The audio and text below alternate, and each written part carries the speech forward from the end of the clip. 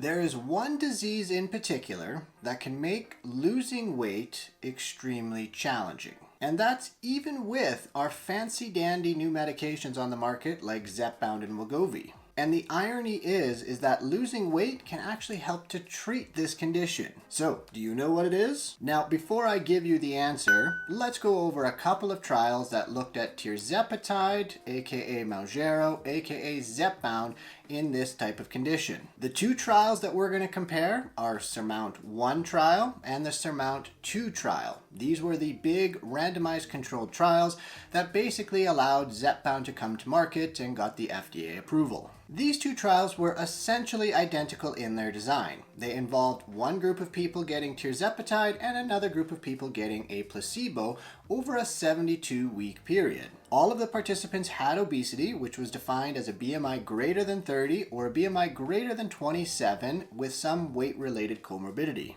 All of the participants in both studies were given counseling on achieving a 500 calorie per day deficit in terms of their diet, and they were instructed to get at least 150 minutes of activity every single week. And the main outcome that they were looking for in each trial was to see how much weight individuals lost on tirzepatide when compared to the placebo group. And hey, if you're enjoying my content, don't forget to hit that subscribe button down below. As well, turn on your notifications so you never miss out when I put out another video. As well, be sure to check out the OG members membership side of my YouTube channel. The OG members get exclusive access to myself, where every single month I do a live with them exclusively, and we talk about a variety of different topics regarding weight and weight management that don't show up on my regular YouTube feed. As well, I do a live Q&A with the OG members once a month, and we talk about and answer all of their questions that they might have in real time. So be sure to check it out. All the links and everything you need are all down below. So here are the results that we got with the SURMOUNT-1 and the SURMOUNT-2 trial. And what you see here are bar graphs showing the amount of weight that was lost from baseline in the SURMOUNT-1 trial and in the SURMOUNT-2 trial. And as you can see, the participants in the SURMOUNT-1 trial lost approximately 21% from their baseline weight,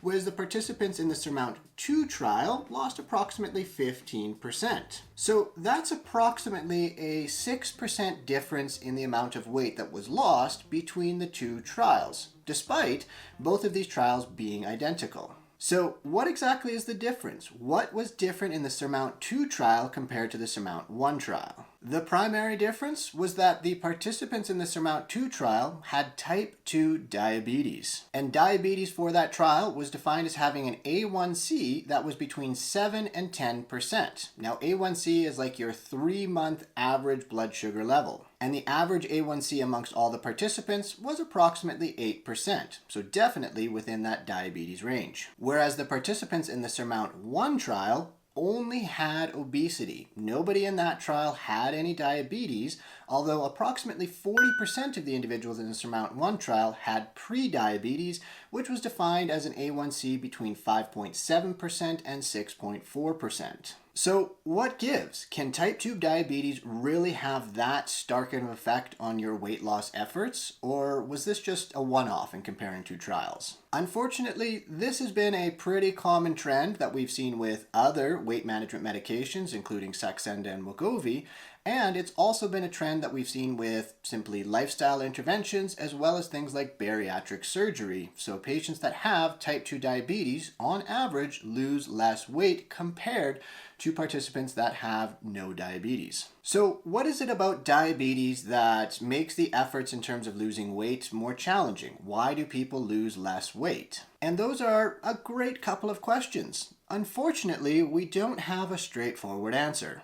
Because interestingly enough, even the individuals that say have type 2 diabetes, so they got a diagnosis, and then they went out and they lost a whole bunch of weight and actually put themselves into remission with their type 2 diabetes, those group of people still lose less weight than people who never had diabetes to begin with. Now, before we talk about too many of the other potential mechanisms and things that are going on here, let's talk about just a few key differences that were present between the SURMOUNT-1 and the SURMOUNT-2 trial. The first thing that I want to highlight here is that the participants in the SURMOUNT-1 trial were technically younger, so they were on average 45 years old, whereas in the SURMOUNT-2 trial, they were about 54 years old. And the SURMOUNT-1 participants, on average, were about 5 kilograms heavier than the participants in the SURMOUNT-2 trial. And there was also a greater proportion of female patients in the SURMOUNT-1 trial. Now, one thing that some of you might be thinking is that, well, the participants in the SURMOUNT-2 trial had diabetes, so were they also on other medications such as insulin?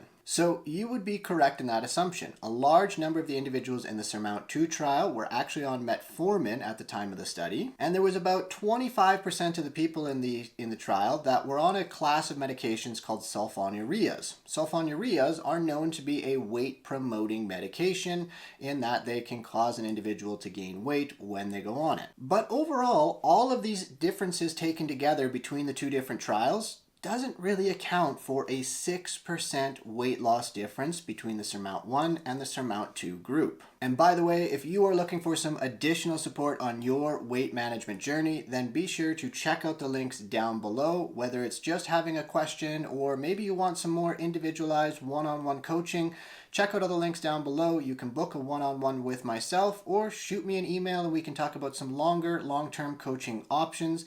I just opened up a few spots on my coaching roster, so I'm taking clients for a little bit longer here until those spots are filled. So if you want some support today, then don't miss out, check it out, and be sure to sign up right away. Now, I'm sure there's some people out there that are jumping up and down and saying that it's the big bad insulin that caused the problem. But that doesn't quite check out because one, none of the participants in the SURMOUNT-2 trial were on any insulin. As well, when we look at the pathophysiology of type 2 diabetes, the participants that actually have diabetes are likely producing less insulin at that time, hence their blood sugar levels are going up, compared to, say, the pre-diabetes people that were found in the SURMOUNT-1 group. Yet, those pre-diabetes people with having more insulin lost more weight. So again, insulin is not the big bad guy that everyone makes it out to be. Now, going through the literature and such, there was a few other ideas and things that authors have put out there. One of them being that maybe people who have diabetes are scared of having hypoglycemia, so their blood sugar levels going too low, and therefore they're going to be more cautious about a calorie deficit and how much they're eating and may consume more calories than what the people who don't have diabetes were. And yes, that could be one potential thing that's going on there, but generally we don't really see that with people who are, say, just on metformin, maybe the sulfonylurea group, but even then with type 2 diabetes, most people in that realm are not too concerned about that. It's only when you get onto insulin or say you have type 1 diabetes and you're only on insulin where we start to get more in that realm of things and things get a little bit dicier. Some of the other ideas were that people who have diabetes might be struggling with complications of their diabetes, so they might have neuropathies or numbness and tingling in their hands and feet, which then will limit how active they are and what they do on a day-to-day basis, which, okay, that certainly could be something that's going on there. The other idea was insulin resistance. And so what could be happening here is that in insulin resistance, people are still producing insulin, but basically it's not as effective for helping to manage your blood sugar levels. And further, when we get into diabetes, the insulin production actually starts to go down, so we suddenly have more and more of a problem of not getting the sugar from the blood inside of the cells, and thus we can get this signal from the cells saying, I'm hungry, I need food, and they keep sending out these signals that may drive somebody to go and find food or to be hungrier and have a larger appetite. However, again, when we look at this whole process and an individual loses weight and we resolve the issues of insulin resistance,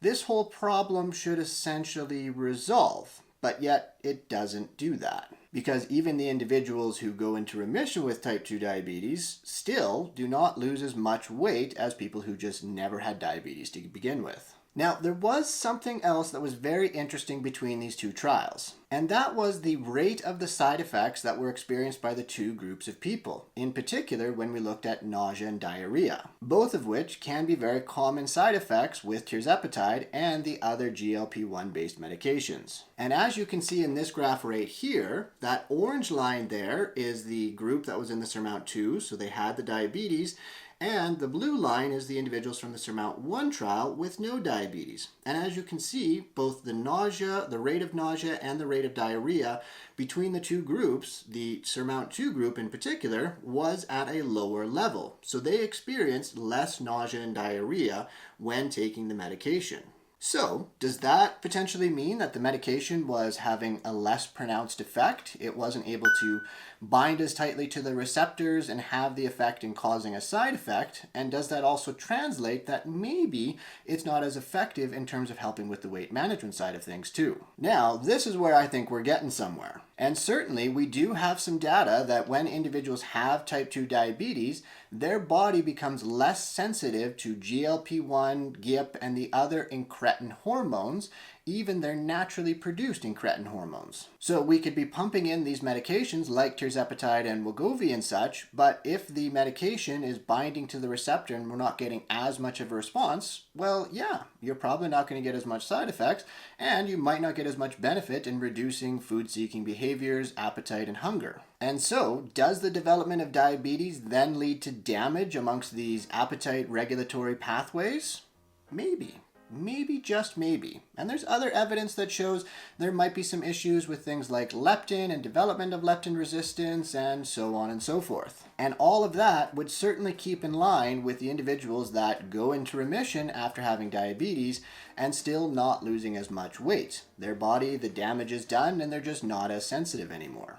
But overall, this is currently just a lot of speculation and kind of building on the ideas and some of the research and literature that is currently out there. Definitively, we haven't demonstrated and proven those ideas, and thus it really kind of comes back to that diabetes and obesity are a complex mother effing couple of diseases. There is a lot of moving parts, and we don't have all the answers at present. Again, what we do know is that diabetes certainly can be a complication of obesity, and losing weight can help to manage diabetes. But certainly, losing weight if you do have diabetes is going to be more challenging. It's certainly not impossible, especially when we have these great agents such as Zepbound and Wegovy that are now available, but it may be a good idea to kind of start looking at your expectations and maybe lowering them a little bit if you currently have diabetes. And in reality, as I always talk about, the focus shouldn't be on just a number on the scale because it really means diddly squat. Your focus should be on being as healthy as you possibly can be. You see, when you're doing it for health, you're doing it for you. When you're doing it for the number on the scale, you're doing it for somebody else. So there you have it, you beautiful people. Diabetes is one medical disease that could make your weight management efforts more challenging. Nonetheless, I hope you enjoyed this video, and of course, don't forget to hit that subscriber button down below. I can't tell you how good it makes me feel to see my little subscriber number go up, and that's also a number, and really I shouldn't be focused on that. But hey, we are anyways, because we're all frickin' human. Anyways, if you also really enjoyed this video and think somebody else might get some benefit out of it, then please share it along, like it, and of course leave your comments, questions, and everything else down below, and I do my best to try and answer them. Also, don't forget to sign up for the OG members membership side of my YouTube channel, where I do a monthly live with the OG members and a live Q&A. And of course, check me out on my other channels. We're on the Tick, the Talk, the Gram, you name it, we are out there, so be sure to give me a follow on those places. And as I always sign off, please remember that it's those small tweaks that lead to those massive peaks.